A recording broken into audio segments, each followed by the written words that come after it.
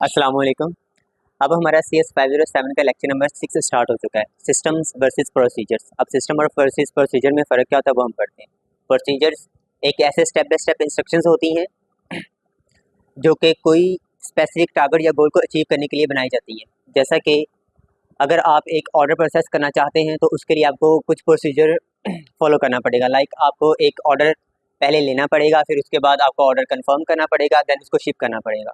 फिर आपका आता है सिस्टम। सिस्टम प्रोसीजर का कलेक्शन होता है जो लॉजिकली सीक्वेंस में होते हैं। इनका गोल होता है कि पूरे रिजल्ट अचीव करना। हर सिस्टम और प्रोसीजर में कंट्रोल्स और चेक्स होते हैं ताकि सब कुछ सही तरीके से चले। Purpose of system and procedures, इनका मेन पर्पस ये है कि राइट टाइम पे राइट इन्फॉर्मेशन मिल जाए। जब प्रोसीजर को लॉजिकली ऑर्गेनाइज किया जाता है तो वो सिस्टम बन जाता है।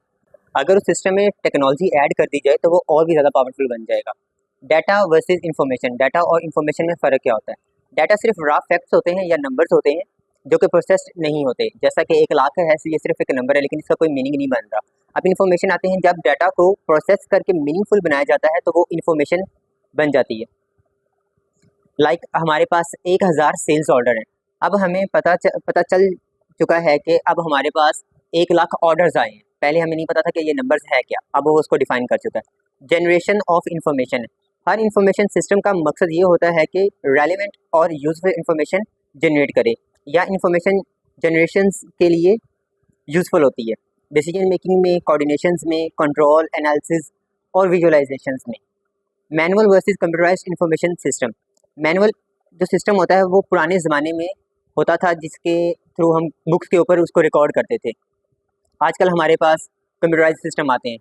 मैनुअल सिस्टम में इनपुट को देखा जाए तो इनपुट इक्वल टू आउटपुट होता है। कंट्रोल मैकेनिज्म वीक होता था, लोग उसको अच्छे से कंट्रोल नहीं कर सकते थे, उनकी जो चेन ऑफ कमांड थी वो बहुत स्लो होती थी। अब कंप्यूटराइज्ड सिस्टम आते हैं। अब कंप्यूटराइज्ड ने सिस्टम को एडवांस बना दिया है, स्टोर जो स्ट्रॉन्ग कंट्रोल मैकेनिज्म हो गया है। हर डिपार्टमेंट में कंप्यूटर का यूज़ होता है जिसको वो यूज़ करते हैं एफिशिएंट वे से। What is computer based information system, CBIS, ये एक बहुत ही इंपॉर्टेंट आपका टॉपिक है जिसको आपने अच्छे से याद कर लेना है। ऐसी इंफॉर्मेशन सिस्टम जो कंप्यूटर और टेलीकॉम टेक्नोलॉजी से यूज़ करता हो। Information technology IT is a part of CBIC, computer based information system. आजकल जब हम इंफॉर्मेशन सिस्टम बोलते हैं तो मोस्टली CBIS ही होता है। वाई इंफॉर्मेशन सिस्टम, आजकल के मॉडर्न दौर में इंफॉर्मेशन की जो ज़रूरत है वो हर फील्ड में महसूस की जा रही है। क्यों? क्योंकि दुनिया बहुत फास्ट हो चुकी है और सब कुछ डिजिटल और ग्लोबल होता जा रहा है। इंफॉर्मेशन सिस्टम का जो रोल है वो हर प्रोसेस के लिए इफेक्ट फास्ट और ऑर्गेनाइज्ड बनाए। अब इमर्जिंग ग्लोबल इकोनॉमीज़ होता है। इमर्जिंग मीन्स के ग्लोबल इकोनॉमीज़ एक दूसरे में कैसे मर्ज हो रही हैं। दुनिया की इकोनॉमीज़ अब ग्लोबल हो चुकी है, इंपोर्ट्स और एक्सपोर्ट्स बढ़ गई हैं। कंपनीज़ को कोर फंक्शंस जैसे मैन्युफैक्चरिंग, फाइनेंस और सपोर्ट्स मुख्तलिफ कंट्रीज से कर सकते हैं। स्मूथ कोऑर्डिनेशन के लिए इंफॉर्मेशन सिस्टम ज़रूरी होती है। आगे हमारा टॉपिक है ट्रांसफॉर्मिंग इंडस्ट्रियल इकोनॉमिक्स। इंडस्ट्रीज अब नॉलेज और इंफॉर्मेशन बेस्ड कम्युनिटीज़ बन रही हैं। मैन्युफैक्चरिंग लो वेजेस कंट्रीज में शिफ्ट हो रही हैं ताकि उनके जो पैसे हैं वो कम लगें। Education, health care, banking, insurance और लॉ फर्म्स में ज़्यादा जॉब्स और ग्रोथ हो रही है। प्रोडक्ट्स भी नॉलेज बेस्ड हो चुकी हैं। कस्टमर्स की एक्सपेक्टेशंस भी बढ़ गई हैं, जैसा कि ओवरनाइट डिलीवरी चाहिए उनको। वर्ल्ड वाइड बुकिंग, रिजर्वेशन ये सिस्टम्स में वो कर सकते हैं।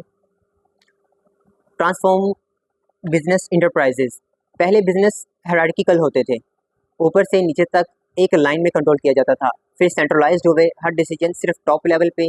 Then structure with fixed SOPs हो गए, लाइक वो एक ही बंदा अपने डिसीजन को करेगा।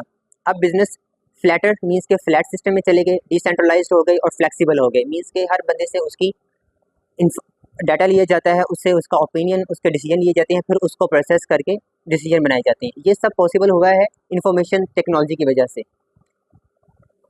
इमर्जिंग डिजिटल फर्म्स, ऐसे फर्म्स जो अपने business process, customers relations, supply और एम्प्लॉय सिस्टम्स को डिजिटली मैनेज करते हैं। इस फर्म का फ़ायदा क्या होता है कि जैसे तेज़ डिसीजन इनके फास्ट डिसीजन मेकिंग होती है, फ्लेक्सिबल वर्किंग कल्चर होता है हमारे पास, ग्लोबल स्केल पे काम करना इजी होता है। डिजिटल फर्म क्विक अडेप्ट कर लेती है और कम्पिटिटिव मार्केट में। ये लेक्चर हमारा कंप्लीट हो चुका है। Thank you so much.